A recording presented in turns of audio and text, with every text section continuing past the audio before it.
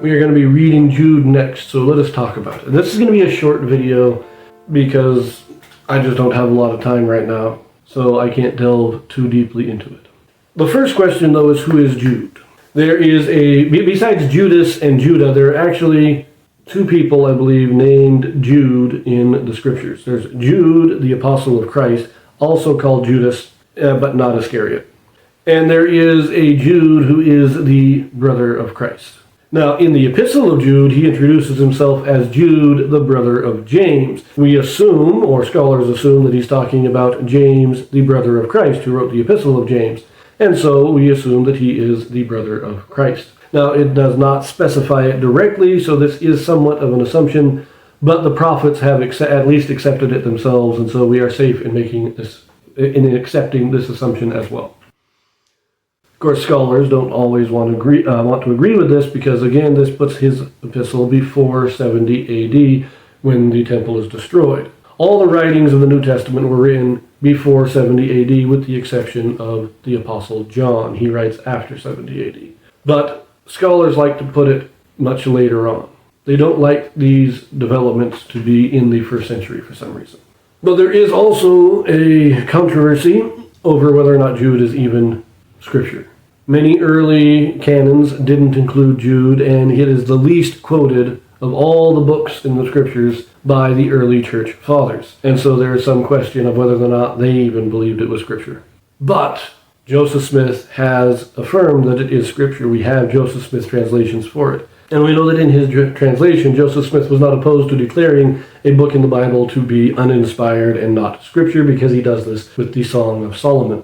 So this is Scripture. It was written by Jude. Now, Joseph Smith does not clarify which Jude wrote it, but it was written by Jude, it is Scripture, and it is from before 70 AD. His audience is not really stated. It is thought to be a circular letter that was sent out to all the churches. However, it does draw a lot on Jewish tradition and Scripture. A lot of apocryphal works. It is apparently quoting the book of Enoch, as well as making reference to some stories in the Testament of Moses, or the Assumption of Moses. These are Jewish apocryphal works that were never Christian. So he makes these references that the Jewish Christians would likely recognize, but that the Gentile Christians probably wouldn't. Now, when he mentions like Cain and Adam and these well-known figures, yes, the Gentiles would probably know that. By this time, most of the Gentile saints have read the Old Testament. It is part of the Christian tradition. They would have studied it just as today. If you go to say India, where the early missionaries going to India in these days, the people there had never read the Bible. They didn't understand it, but when they learned the gospel, they learned the Bible. Same thing here. But these apocryphal works, they might not have known. They likely wouldn't have. And so, because Jude makes these references, it is thought that his audience was primarily the Jewish saints. He also seems to quote heavily from 2 Peter, indicating that Jude was written after 2 Peter. Now, some scholars think that Peter is quoting Jude. I think it's the other way around, but either way, they were written about the same time, in the late 60s. And Jude's primary purpose in writing is to put down the many false gospels, many false teachers that are already rising up. But at the same time, as I've said with other writings, he is probably a prophet, and he is talking not only about what is happening, but what will be happening later. So the beginning of it is probably already there. But these things don't become real big and popular until sometime later, probably not until the early to mid 2nd century. But Jude is talking about it early on in order to give proper warning. This is partly why some people think that it was written later on, because it seems to be addressing like the Gnostics.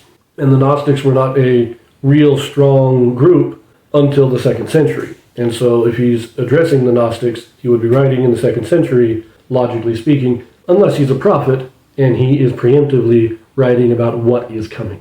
And I believe that he has some of the strongest wording against these false teachers of any writing in the New Testament. On a final note, I do want to mention, a lot of scholars like to pit the apostles against each other.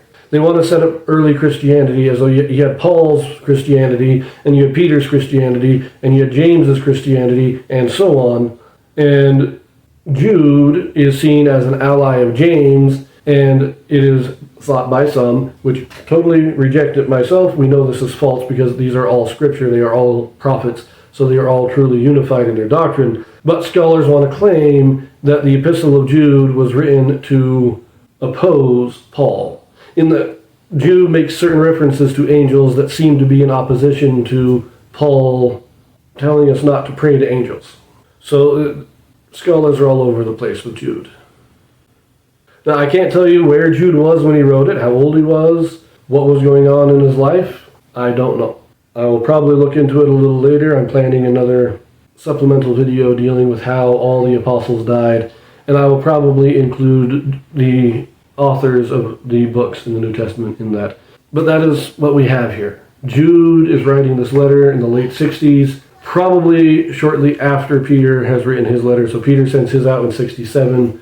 Jude sends his out in 68 or 69.